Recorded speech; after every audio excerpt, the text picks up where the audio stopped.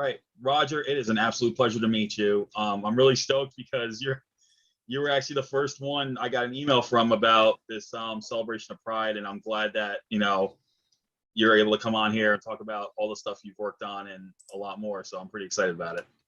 Oh man, thank you so much for having me, Albert. Truly, I really appreciate it. This is my month to shine as a member of the LGBTQ plus community. Though I do feel it's important. Certain things need to be brought up 12 months out of the year, and people need to be reminded that our community is here and we are present. So we are grateful to allies such as yourself who are willing to take a platform and speak out and raise us up. Thank you for that. That's awesome. So the first question is, where did this journey begin? How did you know you wanted to get into films? Oh, man, I mean, when I was a child, my love specifically for the horror genre started around the age of 7, when I was first exposed to George Romero's works, specifically Night of the Living Dead. And then from there, I started to educate myself and expand my understanding of the genre. But I knew right away that I was fascinated with it, and that it's something that really gripped me, and I never really let go of that. By the time I was 18, I knew I wanted to be in film. I just didn't know how.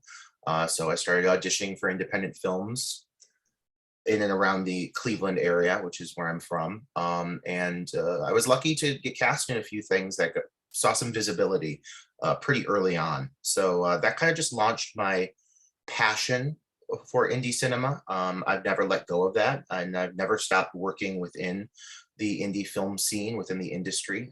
I've just continued to expand on my platform and the different hats I wear, both in front of the camera and behind the scenes. And I continue to soak that up to this day, taking on new experiences. That's awesome. I've been in horror since I was a kid also, and my first major horror film, I used to watch Friday the 13th, but then my mother would cover my eyes during the kill scene, so I can't really say that's my first real experience. I will say my first real experience was Nightmare on Elm Street 2, Freddy's Revenge, which is now considered an LGBTQ horror film because of the subtext and everything, so that's what's considered now. And for those of you who have not seen it yet, there's a great documentary about it called Scream Queen, My Nightmare on Elm Street, about Mark Patton. I highly recommend it. It was actually on my best documentaries list on the World Film Geek Awards in 2020. So, for those of you who want to check it out, this is definitely a movie to check out. But that was my first. I want to also agree with you on that real quick. It's a phenomenal documentary and a really beautiful human study on Mark Patton specifically, and the effects of when someone is forced to suppress themselves or forced to be outed against their natural process, the kind of long-term effects that could have. And he's extremely transparent and open about his journey. I was lucky enough to see it at the Cleveland Film Festival twice. I came back and saw it again, and I've gotten to know the two creators behind that, the two producers, Roman and Tyler. And I've had Roman on my podcast, Dark Night of the Podcast, and we talked really in depth about the creation of Scream Queen, and it really was a beautiful but touching experience and story. So I can't agree with you more on that. That's awesome. So what was your first acting role, and what was it like when you were shooting it? Yeah, so the first film I was involved with in front of the camera was entitled Elementary, An Education in Death, and this is way back in 2006. Yeah, that sounds right. And it was a phenomenal experience. It was, for being an indie, I mean, I don't know if you've worked on sets or if you simply like to consume what we create as a viewer, but indie film sets, you never know what you're getting into. Some of them are great, some of them are sloppy babies. You just need to kind of go in there expecting the worst and kind of hoping for the best. And this actually was a beautiful experience and kind of set a really high standard for me early on, because it was so organized and so well constructed. The company at the time went by 529 Films, and they just did it right. They had the right equipment. They put a really solid budget into the project. It ended up getting onto Chiller. Remember the Chiller channel? Oh yeah. Yeah, we were considered a Chiller back to Ghoul Week movie. So like the first movie I did on a super indie level ended up getting, you know, onto Chiller. For me as a youth at that time, that was crazy. I mean, it was so exciting. So I think I kind of expected everything I was going to do after that to kind of go the same way. That's not necessarily how indie film works. I got really spoiled with that, but it was a wonderful experience. I met some amazing people, people I'm still friends with to this day, and I'm proud of that movie for what it is. It was a big learning experience, though.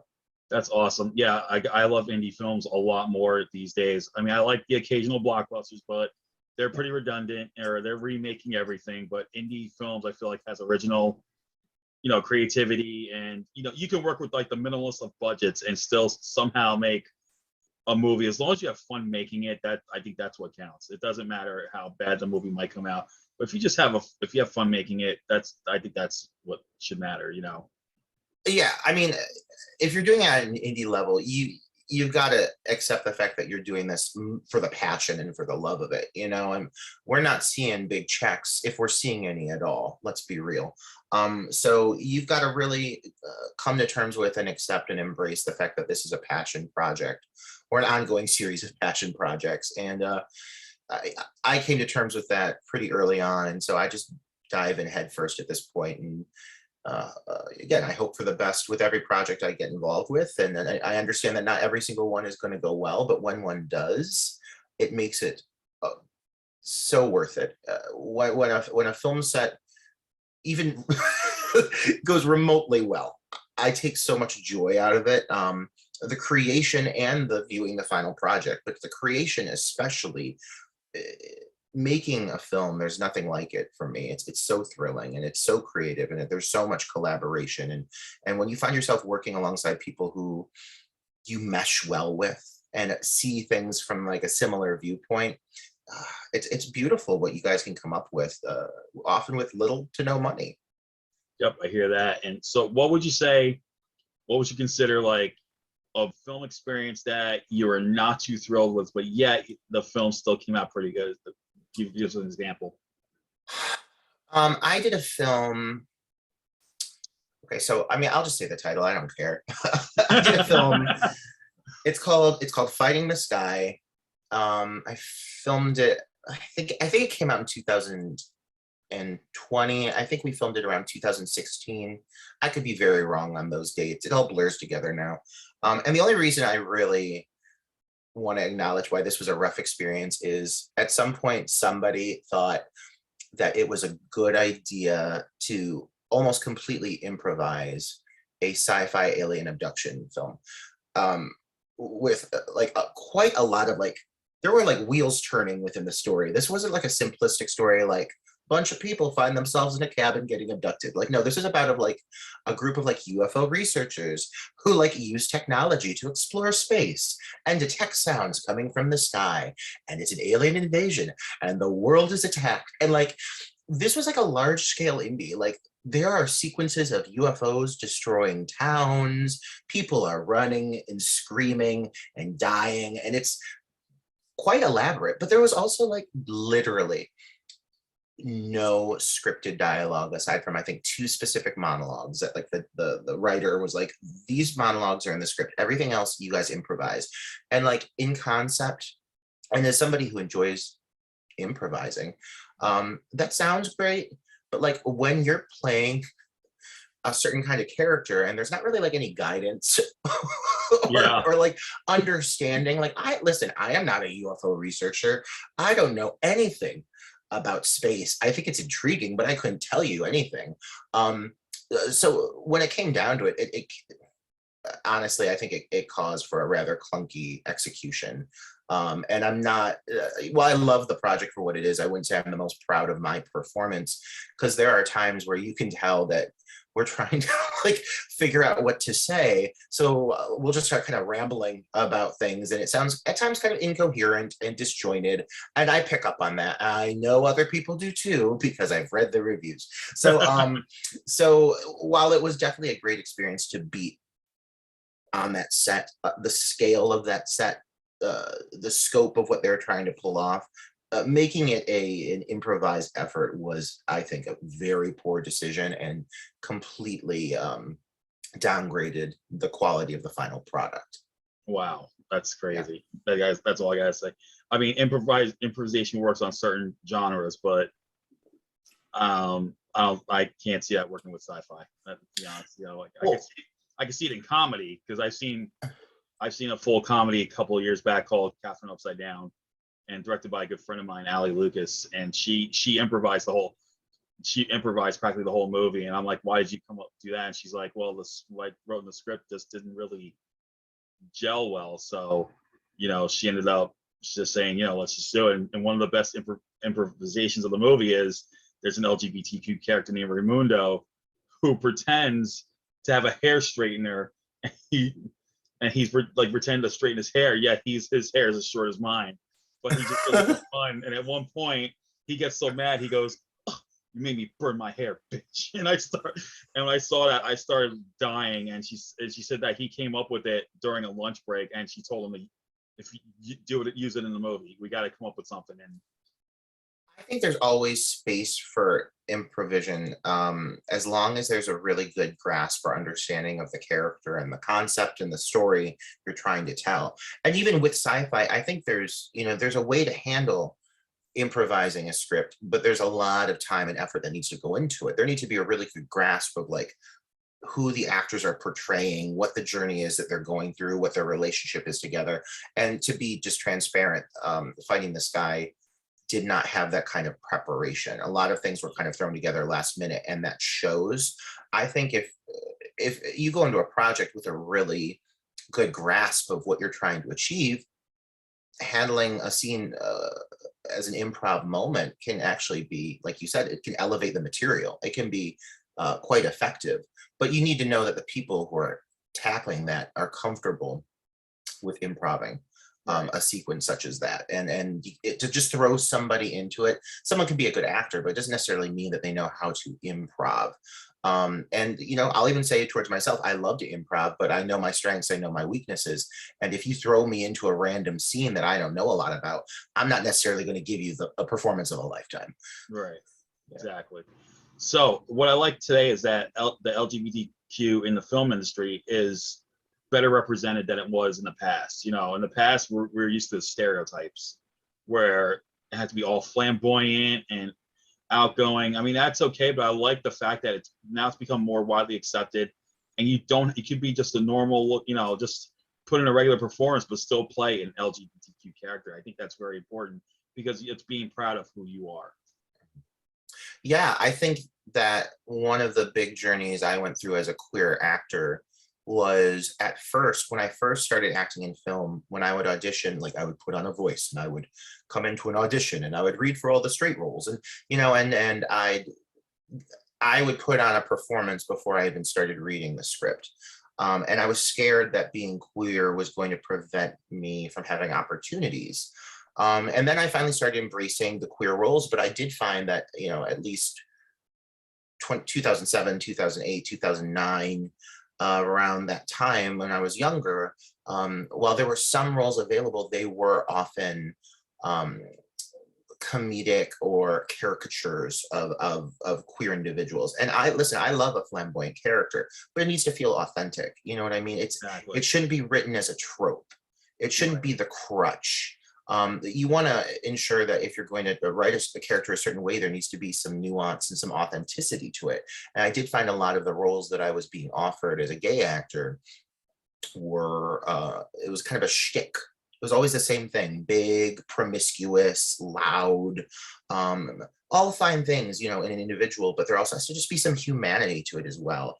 So I think one thing that I've noticed as a queer working in the film industry, and as somebody who goes out for roles both straight and queer alike, is just the depth of the roles available.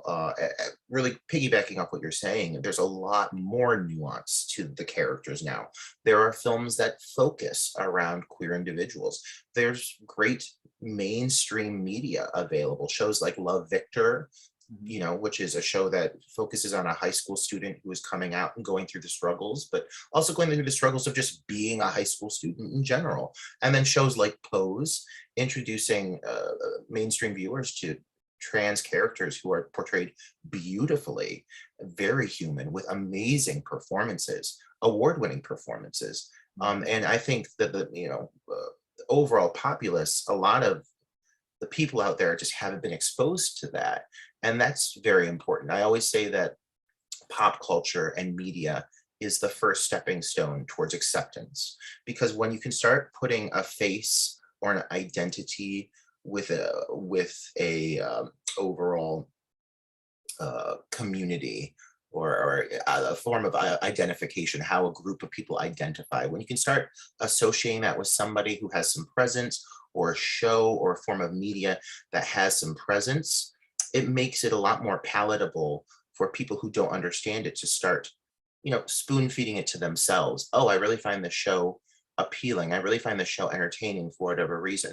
I'm going to watch more of it. Oh, these characters, though they're not like me, they're like me. They're human. They're going through their own struggles.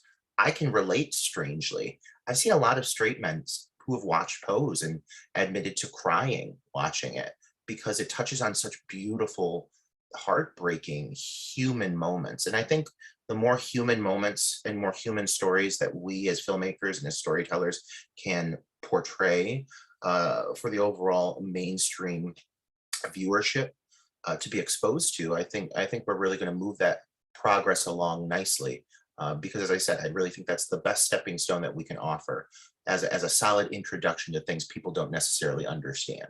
Right. And what I gotta say, you got a good point there.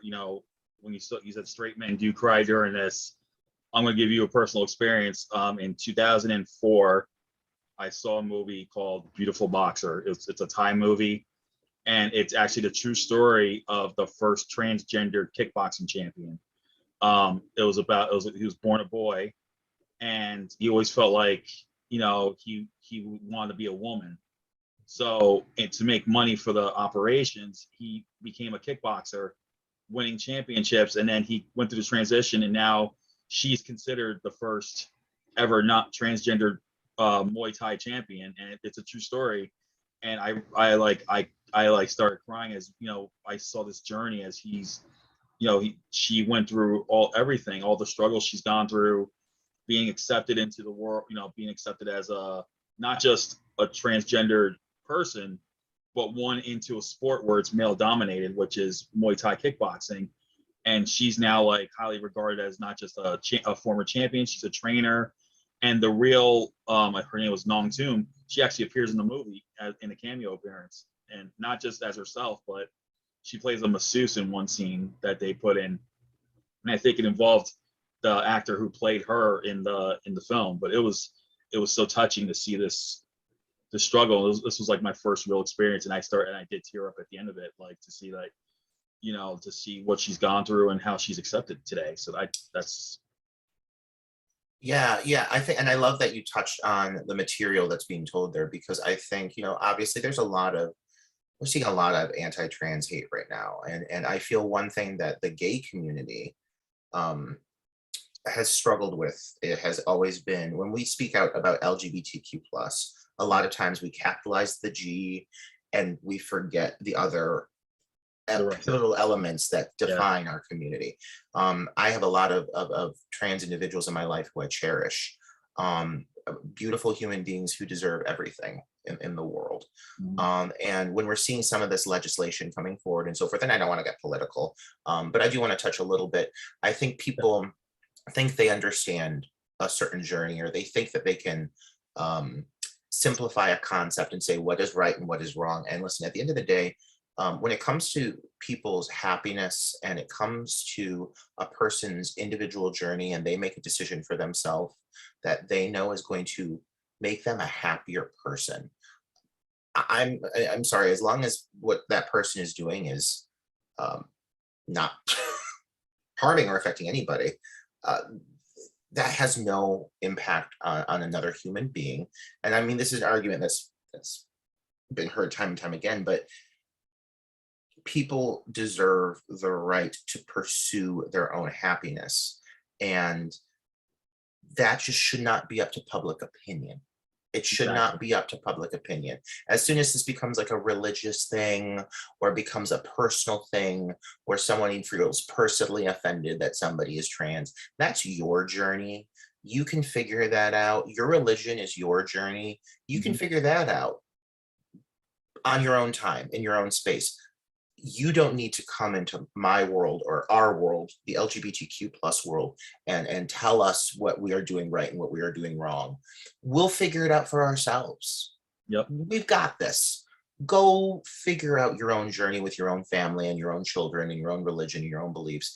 And when someone does do something wrong, I don't know, when somebody chooses to hurt somebody or shoot somebody or do something like that, then let's focus on that. Right. I don't think this needs to be anybody's business or matter of opinion whatsoever. So I'm always confused, man. I'm always confused why people feel like they have a right to tell someone how to live, what to do, what is and is not acceptable. Right. And I think a great example of Jamie Lee Curtis, she, one of her kids recently came out as trans, and thankfully today, she's widely accepted. She's accepted. She just got married, as a matter of fact. Not too, I think it was like a week or two ago, because I saw that Jamie Lee Curtis herself actually officiated the wedding. So it's like, it is what it is, man. Just, if this is who you are, be proud of who you are. Don't let anyone tell you otherwise. Jamie Lee Curtis is, I think, a great example of parenting just across the board. I mean, even removing the trans element, just parenting done right.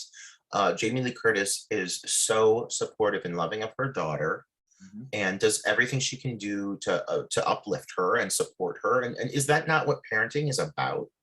Yeah.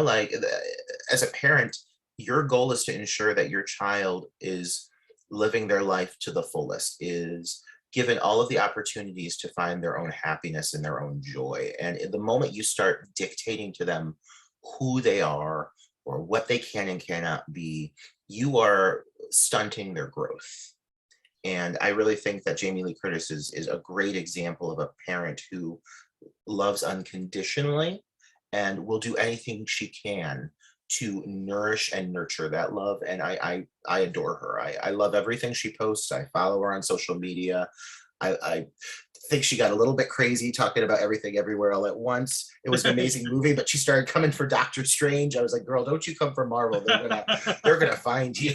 But other than that, I mean, no, I love Jamie Lee Curtis. I think she is honestly a really like a kind of like a landmark. She should be like a testament to what good parenting truly is. Loving unabashedly, no matter what. Yeah, I'm just saying, I'm praying to God that she actually hears this. I actually hope she somehow hears this, listening you say this.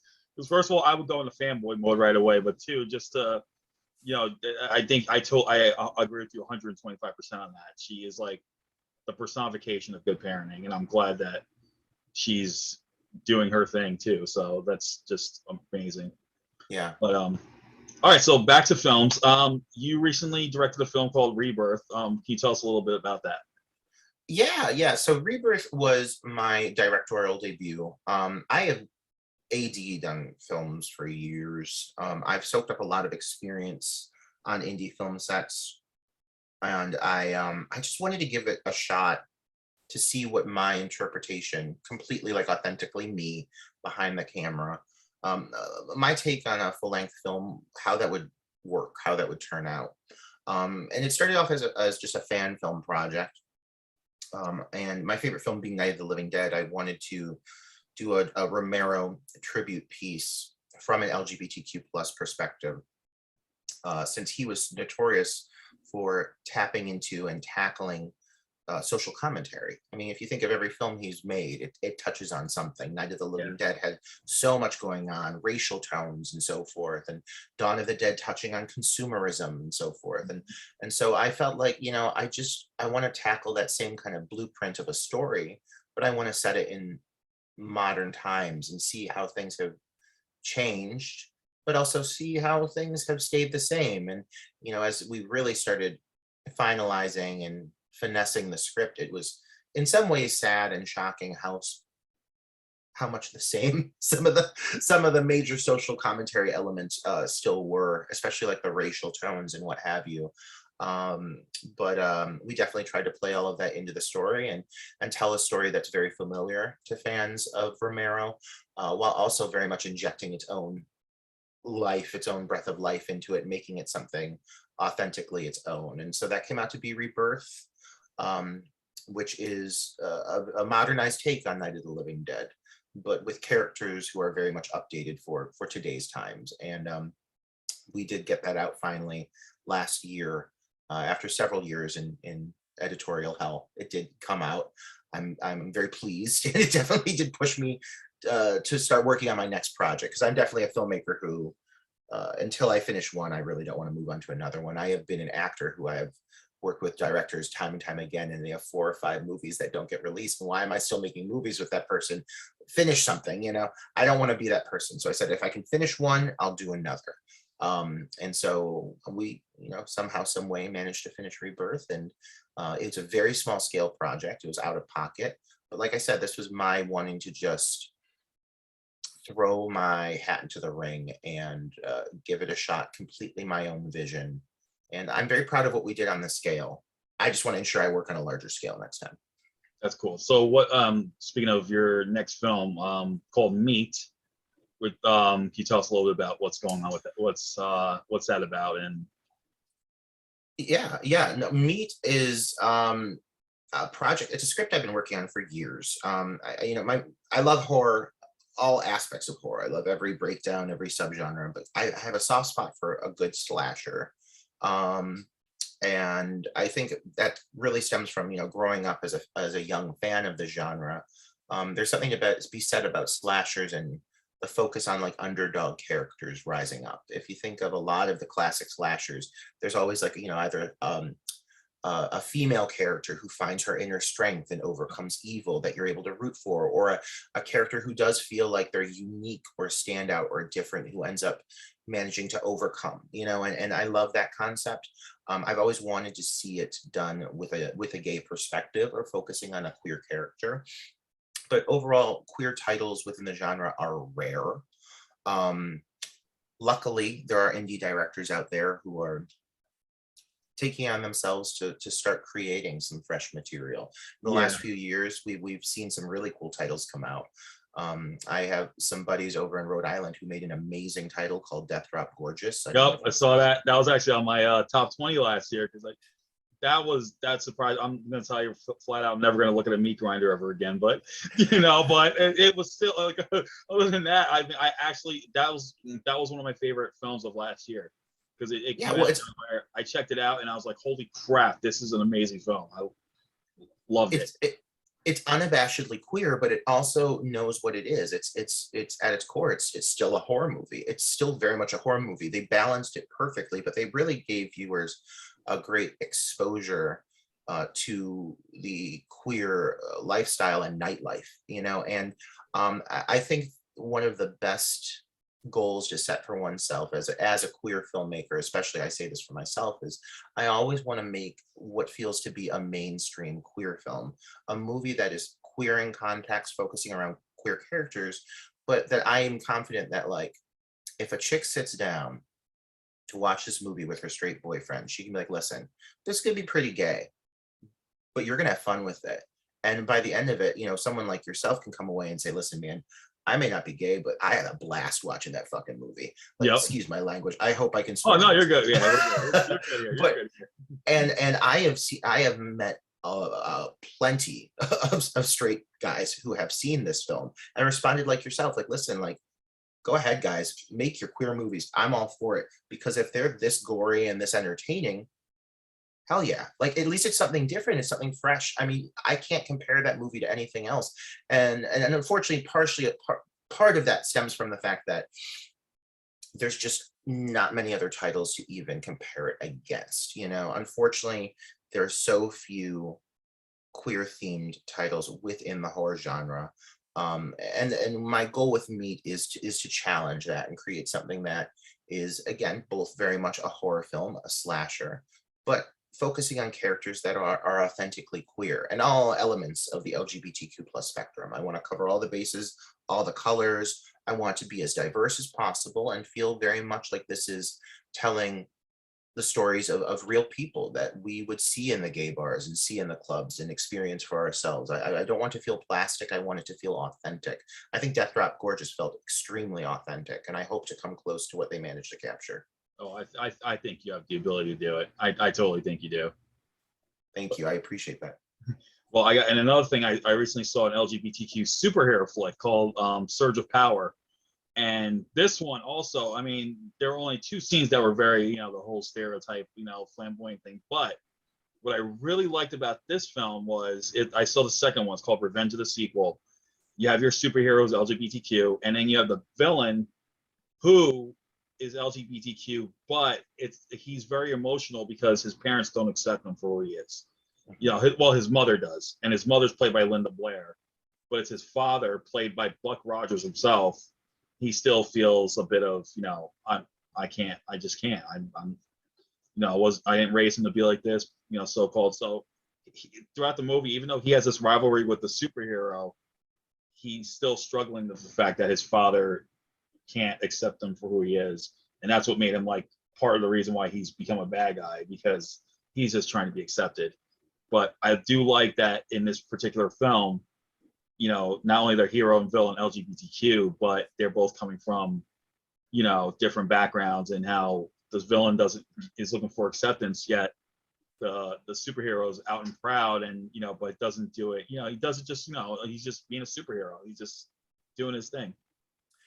You know, one thing you said there that I find interesting, and I actually recently touched on this with my co-host Troy Escambia, another queer filmmaker, whose films have only gotten gayer. I worked with him on a film called Teacher Shortage that is rather gay. But since then we've gone on and we started Dark Night of the podcast, and we do dissect films of the horror genre, but from, like, kind of a queer angle. And so we recently had a conversation about the movie High Tension. Oh yeah. Which is considered very, in some circles, it's considered taboo because, like, in their opinion, it villainizes the queer element. And, you know, that's a matter of opinion for people. But I also feel strongly that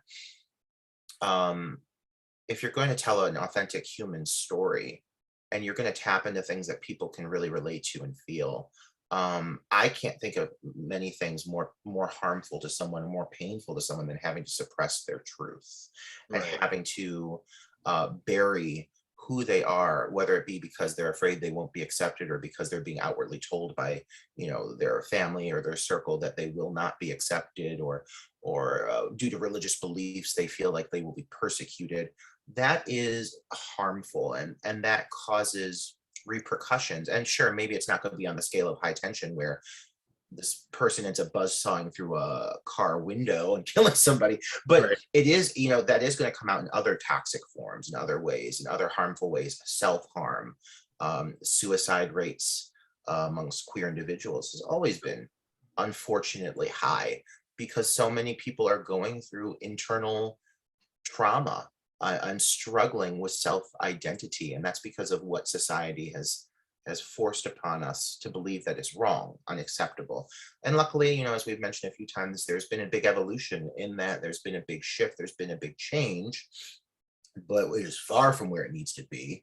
And there are still plenty of youths out there who are being forced to suppress their truth and fake who they are and not be their authentic selves, and that will have damage, lasting damage, that is going to harm them and cause them to become something that they're not meant to be. And so while I think that the argument presented for a movie like High Tension is understandable and valid, I also think, like, that is prime material for discussion. And while maybe it does it in a very violent way, it still tackles a topic that's definitely worth exploring and further dialogue. The idea of a character having to suppress their truth and the repercussions that come from that. Yeah, I totally agree. And I could bring up speaking of that, because I can bring up 2 movies in mind right now, and they're both from Ireland that tackle something similar. So I saw one called Handsome Devil, and this is set in this is kind of like I would say the Irish equivalent to Varsity Blues, where it's like there's a boarding school obsessed with rugby, they make fun of the one kid. They think he's queer because he's not a sports player. He's not into sports like like the big the other guys. So he gets made fun of. Then this new star player comes in. And he's rooming with the kid that everyone thinks is queer. They form a bond like a brotherly bond. And then you have a teacher who is LGBTQ, and he tells both of them, be who you are. If this is who you are, don't let anyone tell you otherwise. And it turns out the star player himself is LGBTQ. He's gay, but he feels like he has to suppress his truth from his teammates and his coach because of how they saw him treat the other kid. And then finally it gets to a point where he suppressed it so bad that he kind of he's peer pressured basically into making fun of his roommate, where his roommate finally just one day at a pep rally just outs him out of nowhere. He's like, oh, by the way, Connor's gay. I thought you all want to know that. So of course, all this crap happens, but the two roommates do make up, and they go to the rugby match, and they tell him, look, Connor's your star player. Should it matter that he's gay? No, it shouldn't. He's the best player you got. You need to put him back out there. And at first the coach of course, he's reluctant, but then he does let him let him play, and they end up winning the match. But I get that, and especially with sports, that's like a whole thing. I feel like that I'm glad in sports it's now coming more out, like more out athletes are coming out, and I'm really glad that they can do what they do and still be who they are. Yeah, I mean, to have that as a restriction for honestly anything, one's gender identity or sexual preference as a restriction is so limiting, and not just limiting to them, limiting to the sports franchises, limiting towards anything that wants to set that kind of restriction. They are completely cutting themselves short. And it's unfortunate that that is a mentality that we still are very much struggling with. However, we are an imperfect species. I do look to the progress. I don't want to say I'm thrilled, but I'm happy when I look back at myself as a teenager. I went to an all-boys high school. I know what that experience was for me. It was tough. Growing up, in the early 2000s was challenging, especially as I was someone who was out at a young age. At 15, I just knew, and there isn't going to be any other way about it, and so, but now I look and I see this new generation, and no matter how shitty some of our peers may be, I do look to this new generation and think, at least I look at some of you, and this right here is the proof, and the scientific proof exists about this. When you let children authentically be themselves and explore who they are and figure that out, and you just uplift them and say, you know what, if you need me, I'm here as a parent, but you've got this, let's figure this out together. Yep. That is so vital to ensuring a children's healthy evolution into adolescence and then adulthood. That is so necessary to ensure that journey be a smooth paved for them along the way, because as soon as you start throwing the restrictions and the roadblocks and this is wrong, no to this, that it becomes internalized and it becomes toxic for them. And we're seeing it right now in this new young generation. There's a lot of parents who have stepped up to the plate and said, you know what, I don't even totally get it. I don't need to. I'm going to learn about it. I'm going to educate myself, and I'm going to, be here as a source of support. And I'm going to let you take the reins. And we're seeing that right now with this new generation, because they're speaking out on what they're passionate about. They have opinions. They support one another. When you look at some of these legislations coming out in different states, I know you said you're in Florida. Well, I've seen some of the walkouts. I've seen some of the reactions, and I am proud. I am proud of this new generation. They are strong. They are empowered. They support one another. They don't really care about how one identifies. They care about the quality of person. And I'm going to be somebody who says, I think this next generation is shaping up to be something really amazing. And I hope that there are no further restrictions put in their way, because I want to see that evolution happen. And I want to see them given a chance to become completely themselves without any boundaries. I totally agree with that. I think I think if any parent really wants to, you know, and I think anyone who wants to like educate themselves, you know, I would say do it. And then, you know, if you can, become an ally or make where you are a safe space. Because that's exactly what I did. I became an ally. And just recently, where I work, I turned my office into a safe space.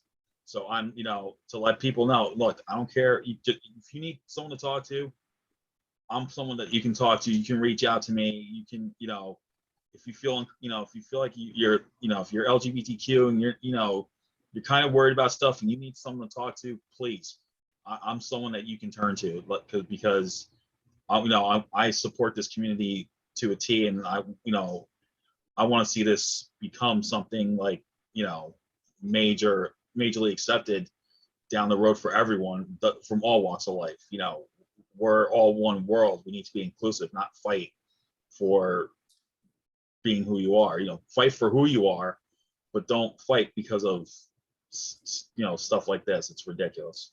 Yeah, no, we as a species, we always choose to dissect and analyze these little insignificant things when there are significantly bigger things happening in the world that we could be working together to address. And I do want to say for a moment, Albert, in the sense of, you know, during Pride Month, it's wonderful that the LGBTQ plus community is given a platform to really speak out and be acknowledged, and there's a light shined on us, and that's phenomenal. That conversation clearly needs to keep going on year round. But I do appreciate having that. And I do also really want to acknowledge, because I don't think we take enough time to shine a light on this, the concept of an ally, of allies that exist, of people who identify as cis straight, who don't totally maybe necessarily fall into the spectrum of LGBTQ plus, but choose to support regardless. That is vital. Those of you who have chosen to make that something that you stand by and step up to the plate and speak out against discrimination of any kind, like, let's be honest, even outside of queer, just discrimination in general is stupid. But even in talking, you know, queer themed discrimination, you know, allies, we are blessed to have you guys. And I definitely see a surge in more support within the last few years, and that is really refreshing, and that makes my heart feel full to see individuals such as yourself who are just like, you know what, I'm going to support these people because I don't see reason for otherwise. Like, that's really what it should come down to, is there's just no reason. Like, why let there be more hostility in the world? We have enough shit going on. We want to keep this planet going for as long as we can. The best way to make that happen is working together as a team. And all we're doing, as long as we have any internalized hate amongst each other, all we're doing is just making that journey harder on ourselves. Like, working together is pivotal. And so I think, you know, the concept of an ally, people such as yourself, is so necessary. And you guys are appreciated by us. And so I hope you know that, because it's vital. It's so necessary. Well, thank you so much. Yeah, I'm proud to be an ally, and I hope there's anyone who's listening to this and is an ally like myself. You know, thank you guys. That's all I'm gonna say. Just keep supporting this community, man. These guys, you know, really need our help and our support. You know, do what you can to become an ally. If you want to become one, you know, just do what you can. You know, just support this community, because these are a great bunch of guys, and especially from who I've gotten to meet in this, from this community. They're rock stars in my book, and I think they need to be acknowledged and then some. So thank you so much for saying that. It means a lot. Yeah, and thank you for using your platform as a source of support. It's huge. That's you know, being an ally just simply comes down to, if you see any form of discrimination or just, you know, derogatory anything towards anybody of any minority, again, not even queer, just in general, just a matter of just not being willing to participate in that and being willing to voice against it. And, you know, there's a lot of ways you can do that. And such as yourself choosing to use your platform to say, hey, I'm going to support these people because that's what I think is right. Well, that's huge. That's huge to us. Thank you. So before we go, let's plug your podcast quickly, because I've listened to a couple episodes, laughed my butt off, because especially the Bloodhook episode, I was dying about. I thought that was one of the best ones. I saw Bloodhook like years ago, and I totally agree with everything you guys had said. But tell us a bit about the podcast. You know what?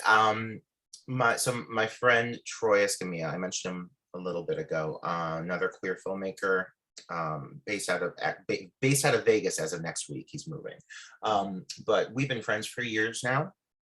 I filmed a movie with him in Houston, and not too long after that, he came to me and he was like, "Listen, I'm involved with the Houston Horror Film Festival," meaning he is, and my next endeavor I want to take on is a podcast platform.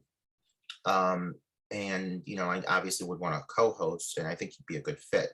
And I just like to talk about horror. That's all I talk about. My partner does not love horror, and I'm always like, "Oh, listen to this new horror movie." And he's like, "Please stop talking to me about this." but so I was like, I need a way to vent it. So Dark Night of the Podcast came about, and came about right the beginning of COVID.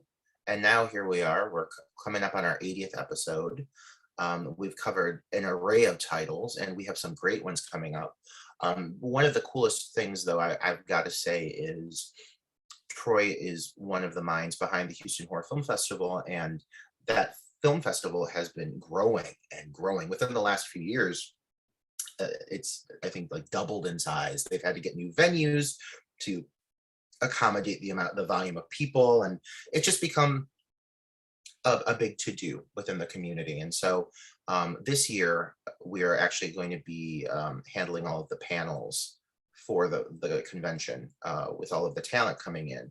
And this is exciting because, going back to something you touched on earlier, Mark Patton is going to be there, for example. Nice. And I'm very excited to talk with him at the Scream Queen panel. We're doing a panel which is specifically with Scream Queens. So it's like Danielle Harris, Scout Taylor Compton, Felissa Rose, and then obviously himself. And it's one of those things I'm like, okay, so this is where a podcast, we started off with crummy little microphones, just kind of doing this, just kind of rolling the dice. And now, in 2 years, we've seen so much growth. We've seen a huge evolution in our fan base, and it just feels like, okay, this is paying off. I get why I devote so much time to this, because I will say, you run a podcast, you get it. It is time consuming. This sucks up some of your soul. It really does. Between sitting down and watching a movie a week, dissecting it. We run a Patreon in case that's something anyone's interested in. And so we are recording multiple times a week, and it is quite an endeavor, but it really is paying off. And I'm so excited for Houston. Some of the talent that are going to be appearing there, Rachel True from The Craft, sign me up for that. I'm so pumped. So it's really just blown up into a bigger thing for me, and it really has become one of my biggest passions right now. That's awesome. Well, I will say, I have talked with Felissa. Felissa is actually in my Hall of Fame. She made it last year.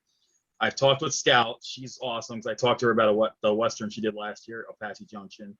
And yeah, those two are amazing. And I told Felissa my daughter was a huge fan. My daughter's first horror film was Sleepaway Camp, and to this day, it's still her favorite horror film. She's watched a lot of horror films, but she goes, "I still think Sleepaway Camp is my favorite one." I'm like, okay.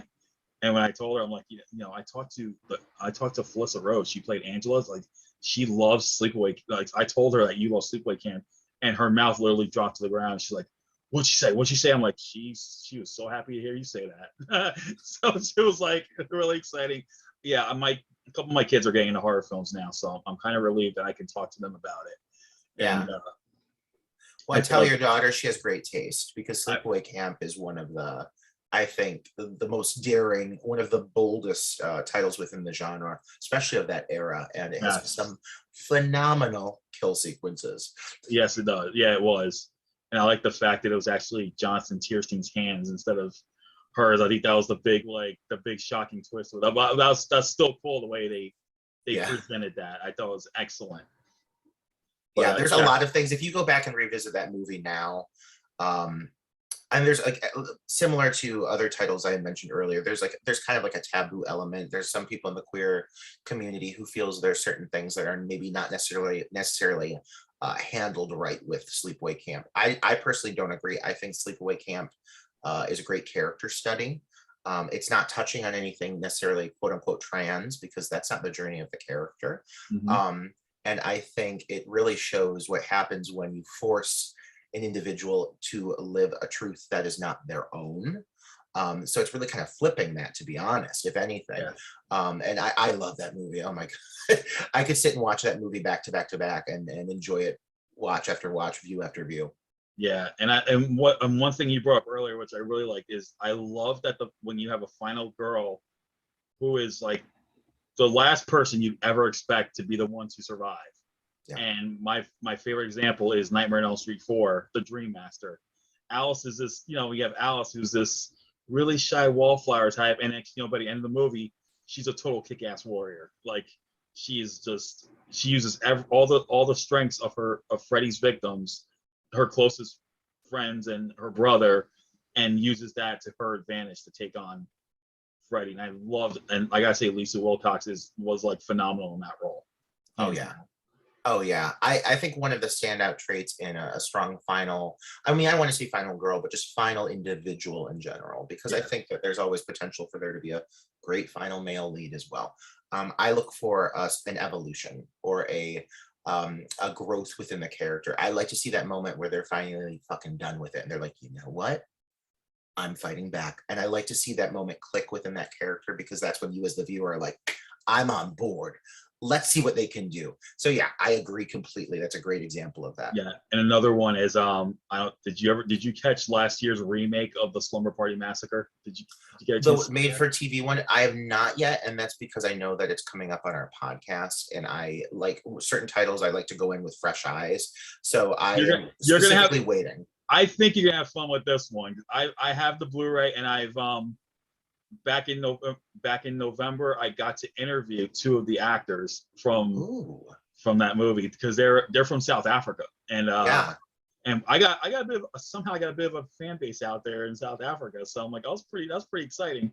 But one of the guys I talked to, he's actually a friend of mine now, Michael Potter's his name.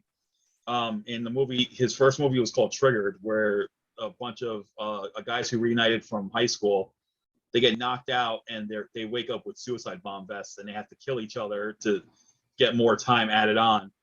His character is bisexual, and he doesn't reveal until just as he's about to die, because he's the one who helped their teacher who was trying to find out which one of them killed his son. He blackmailed him into helping them out. And so he's like, I'm gay. He goes, well, kind of. He goes, what do you mean you're gay? Like, you're part-time? He goes, I'm bisexual, okay? Peterson knew about it. I confided in him. He blackmailed me to get you all here. It's like, yeah, but then he gets bombed at it. But I became friends with him. He's a really cool guy. And in Slumber Party, when we were talking about Slumber Party Massacre, he pretty much they kind of gender reversed a few things, including some horror tropes. And he's like, well, I did my research, because in essence I was kind of playing a male scream queen in this. So I actually reached out to two of the original girls from the movie, stunning women, by the way, and he he did this research, and I got to talk to the killer himself love it. And he's actually a popular stand-up comic over there, and but and he was like, well, I know everyone praised me, but in essence, like, it's kind of a big cheat, because all I was told to do was just emulate the original guy. But he has the physical presence, though. He came from a physical background, so he was able to do the stairs and the drilling. But it was my favorite film last year, hands down. It was like I have heard so many good things about it, and this is why I've held off on it, because I obviously our podcast we like to touch on queer material in general, and so I heard a really positive response from queer horror fans specifically, who loved the characters. Like, that's what I heard. is Yeah. that the way the characters are handled is really what makes it stand out. And that people are excited to see more from the director who I can't remember her name. It's a female, right? Danushka Esterhazy, yeah. Yeah, like so I've heard great things, and so I'm kind of like chomping at the bit to view it. And that's coming up as a title that we are reviewing soon, because we have reviewed the original as well. Yeah, I'm definitely gonna hear it. I'm gonna hear your thoughts on that one. I can't wait to hear that. I'm But yeah, excited. Danushka Esterhazy, I like her work. She also did the Banana Splits movie, Yeah. which shocked my kids, because my kids used to watch the Banana Splits. I used to have them watch it as kids, and when they saw the trailer, they were like, "You're joking, right?" I'm like, "No." I'm like, "No, you got to see it." Like, and then I saw it. I'm like, "You guys got to see this." And horror's getting weird, man. They were reluctant at first, but my oldest daughter saw it, and she loves that movie. And then my other two saw it together. My son and my 12-year-old daughter, they saw it, and they was like, "What the hell did we just watch?" I'm like, it's like, but then it was like, it kind of reminded us of Five Nights at Freddy's. I'm like, well, I think, from what I understand, I think that was supposed to be the original concept, but it didn't pan out, so she turned it into the whole Banana Splits thing. But I loved the Banana Splits movie. It was just crazy. I love how strange the genre is becoming, because I think we are seeing just some really absurd new takes on horror. The fact that they would even like go a horror route with that material, for example, like, you know what, I'm here for it. I don't want to see the same thing over and over. Like, I mean, I love slashers, but how many times have we seen a very formulaic slasher time and time again? It's time for a new approach to material. And it's not always going to hit, but sometimes it does. And I love seeing movies being announced that are just not like anything else I can think of. Just like the recent one they just announced with Winnie the Pooh. I'm like, they're doing a Winnie the Pooh horror film. I'm like, I'm here for it. I am, but my fiance said, she's like, that just ruined my childhood. I'm like, well, you got to remember though, Disney doesn't own exactly Winnie the Pooh. They only own certain things. This is the original A.A. Milne Winnie the Pooh. That's why he looks different. And she's like, I'm still not going to see it. Like, well, it's like, suit yourself, because I'm going to see it. You know what? I think that's exactly the kind of fresh take on horror that, even if they don't get it right, at least it's kind of like opening the door to just like a new interpretation on the genre.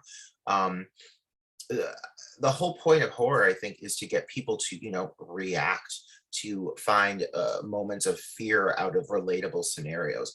And while it's absurd, Winnie the Pooh is extremely relatable. We all grew up with that visual and that idea. So if someone can take that and inject horror into it, I mean, A, what a challenge. And B, I hope they succeed. I hope I watch that movie and I laugh my ass off. I want it to be shocking. Like, I hope they succeed. I think it's going to be great. I hope it's great. Yeah, I did that with a recent film called Sewer Gators, and it's an homage to the 50s creature features. And I was like, it was 61 minutes long. I'm dying. I'm like laughing my butt off through it. I could tell the effects look really bad. I'm like, like some of the things look like they came out of Dollar Tree. And I was talking to the director about it, and he's like, I am so glad you liked it. I was intentionally trying to make this like a funny homage to this genre I grew up with. And yes, I purposely wanted to make these little things.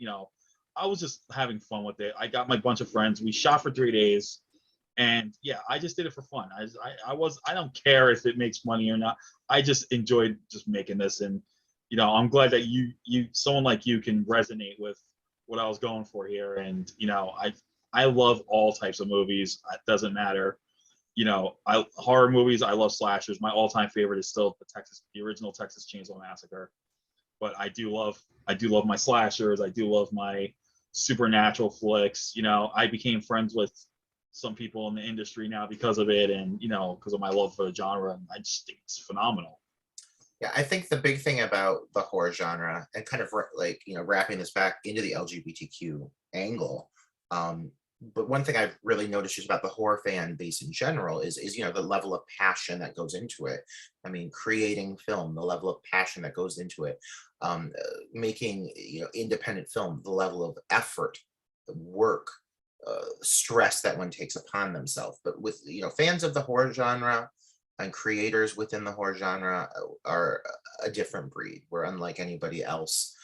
Sometimes I don't know why I do what I do as a filmmaker and as a fan, but I do it because I freaking love it. And I've carried that love with me all my life, and I don't see it going anywhere. And I think one of the reasons a lot of, well, I mean, you see such a massive queer horror fan base. I mean, it really is huge. It's just because, you know, we are our own community, but we also long for our own families of people who think similarly to us, can relate to us, operate like us. And I think the horror fan base is very similar. Horror fans are a close-knit breed. Yes. They come out to the conventions, they support one another, they watch the cheap little movies, they enjoy them, they celebrate them. You as an indie filmmaker, your work can still be respected and praised because there are these people that they don't care if it was made for $5 or 5 million. If it's a fun movie, if it's a good movie, it's going to make you laugh or it's going to make you scream, then that's all that really matters, you know. And I think that when you look at horror movie fans, it's just such a die-hard, devoted fan base.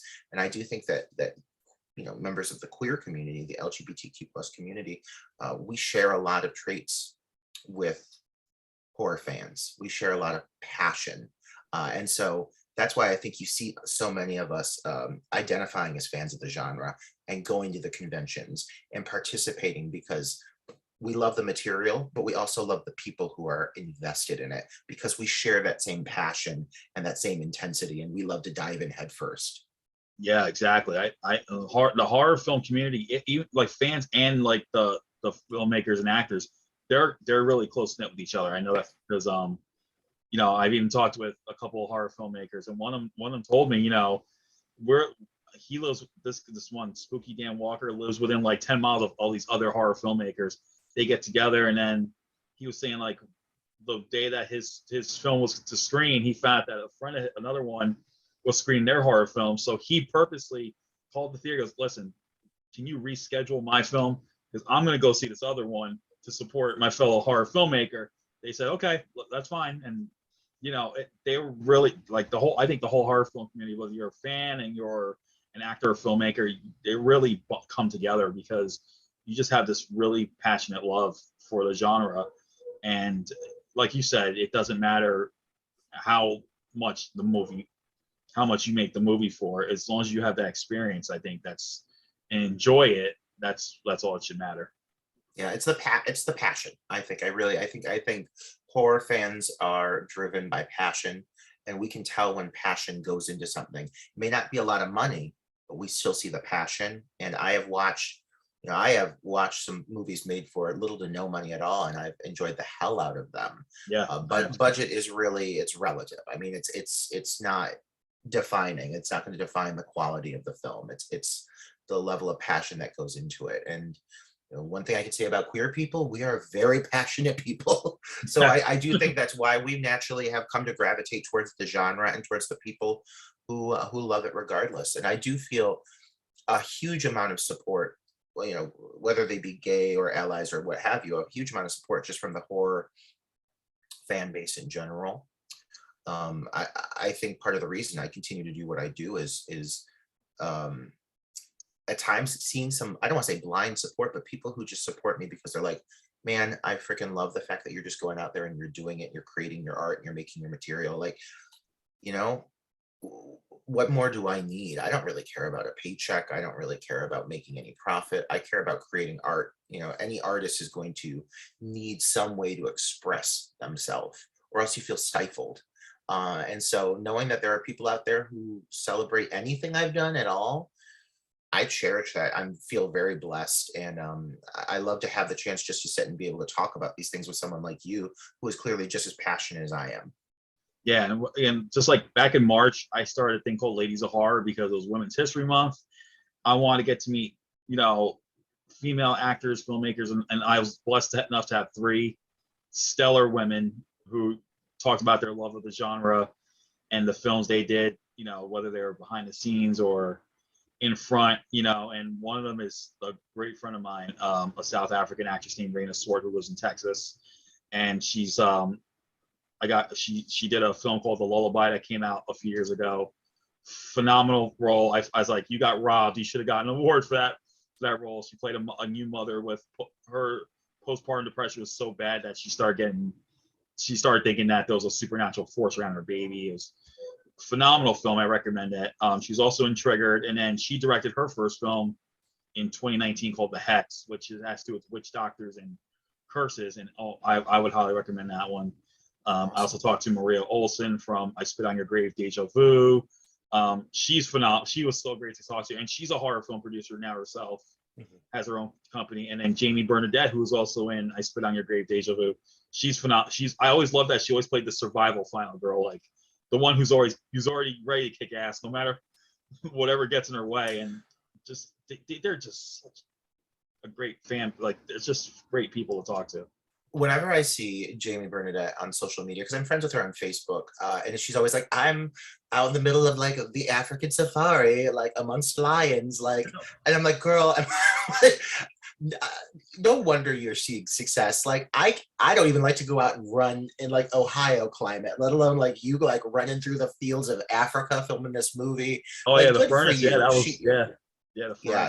Great. Yeah, she deserves her success for sure. Which, interesting enough, The Furnace was directed by Daryl Rue, who directed my friend Raina Swart in The Lullaby. He directed both movies. So, and he's like one of the best South African film directors. This guy can do any genre and make it work. It doesn't matter what genre he does.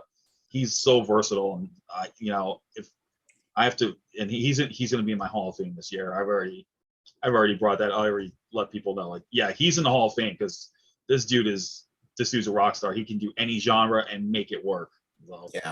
Yeah. Well, from what they were pulling off with that movie, and I haven't seen The Furnace yet, but I was definitely following the progress just because I was kind of blown away by the scale of what they were pulling off. I mean, it's pretty clear that obviously he's doing something right, because I was like, damn, this looks like quite an extensive film shoot. Good on you people. That looks like a lot of hard ass work was put into that film. Yeah, and Jamie is total rock star, man. I saw her 420 Massacre, where her character's already like kicking ass, like she's already like a martial arts expert. And then I like that she gets to do her own stuff. Like, she loves doing her own stunts and her own fight scenes. And then Maria Olson, who co-starred with her, told me a good point about the equality with gender equality, and when they were shooting I Spit on Your Grave, Jamie's like, well, if I have to get naked, why can't the guys get naked too? It's not fair that I should be the only one doing it. And she reached out to the director, and director's like, you got a good point there. So the guy, he brought that equality to it. So I think she's become a real, I think she's an advocate for gender equality in the genre, and I think that's a great thing now, because I don't want to keep seeing the stereotypical, females. I want to see variety, and like as I mentioned earlier, you're gonna have fun with the new Slumber Party Massacre, because they pull it off very nicely with the new equal opportunity stuff. So yeah, I mean, listen, I think nudity within the genre, it comes hand in hand, but we've certainly touched on it with Dark Knight the podcast. We watched, for example, I mean, you mentioned one of your favorite movies is Texas Chainsaw Massacre. So Tobe Hooper, we watched Life Force recently. I don't know if you've ever seen it. Yeah. But I adore it, but there are plenty of moments of full frontal female nudity in this film, and there are opportunities for male as well, but it's never capitalized on. I'm not saying I'm like, show me some skin. I'm saying, for the sake of like, if you're showing the female in such an aggressive way, because this character is just walking around naked, and there's two males in a similar situation, but they're always covered, they're always angled, so you don't even see rear. It was glaring to me. It was very much exploitive. It felt exploitive, even though I love the movie. It felt very exploitive. I will say, regarding meat, one of my goals is to flip it, to completely flip the expectation. I mean, I have some beautiful women in my cast. I have Caitlin Newberry, who has quite an extensive resume. I worked with her multiple times, a very good friend of mine, and several other phenomenal female performers in my cast. But I don't intend on exploiting them within this film. This is a film being told from a queer perspective, mostly about some gay men. And so if anything happens, it's going to be letting them be the ones to do that legwork. The girls can sit back on this one and just enjoy the ride. And I think that's pretty rare, because I do feel that it's very often that women are thrown into the exploitive position within the genre. And I wanted to flip flip the concept and try something different with that. That's awesome. So I gotta say, man, it's been great talking with you about this and everything. I had a total blast. So where can people check out? Is Rebirth available on any streaming right now that people can check it out? And when can we expect meet? And where can we find your podcast? Yeah, for sure. So Rebirth is available right now for streaming on Amazon Prime and Tubi. I've got a good amount of titles on both. And if anyone else is looking for queer themed horror, I do have some key titles that I would really love to push, in the sense of just, we're talking about male queer characters that are possibly stepping up in a final boy-esque kind of position. So I also have a film called Chill the Killing Games that is older, but I really am passionate about that film because it's one of the first times I got to play a strong queer character in a major role. Also, Mother Krampus 2 Sleigh Ride features a delightful gender fluid character. And then Teacher Shortage, which was directed by Troy Escambia, is very queer as well. And these are all titles I'm involved with that are all worth viewing, that are available on major streaming platforms. Regarding Meet, we start production in October. We're about to launch our crowdfunder on Indiegogo in about a week and a half. So that's coming up really soon. Obviously, crowdfunding is the norm these days, but we're really trying to make this something feel fresh with some really great perks. And it's just going to be an unabashedly queer project. So if that's something you're interested in supporting, I will be sharing that on my social media here coming up soon. Pretty much across the board on social media, I go by The Scream Queer. Not the Scream Queen, the Scream Queer. That is my tag. And as for Dark Night of the Podcast, you can find that on all the major podcast services, including Apple Podcasts. And we're, like I said, we're coming up to our 80th episode at this point, so we have a really great list of reviews. Every episode we focus on one film and we dissect the entire movie beginning to end, what works, what does not. We try to do it from a queer perspective, but it's really just about having a good fucking time. So I would love it if some of you guys would check that out. That's awesome. Well, guys, I hope you do get to check out the podcast, check out his films, and all I'm gonna say is this, guys: if you want to be out and proud, do it. Don't let anyone hinder you. You got allies all over, and you got a great support system, and so guys, just keep doing what you're doing. And Roger, man, you keep doing what you're doing, man. I cannot wait to check out Meet when it comes out, and check out. I'm gonna start checking out your other films. Be there to support you, and definitely keep listening to the podcast because I had a total blast with the episodes I listened to. And once again, I want to thank you so much for taking the time to talk about everything and just being who you are, man. Just keep going with it. Man, thank you so much. Thanks for giving me a platform just to kind of tell my story. This has been a great time. I really enjoyed chatting with you. And I look forward for what's to come for both of us. And hopefully we maybe collide at a film convention here in the near future. Yep, I can see that happening. So anyway, I hope everyone gets to check out worldfilmgeek.com for more interviews, reviews, and news. And until then, we'll see you guys next time.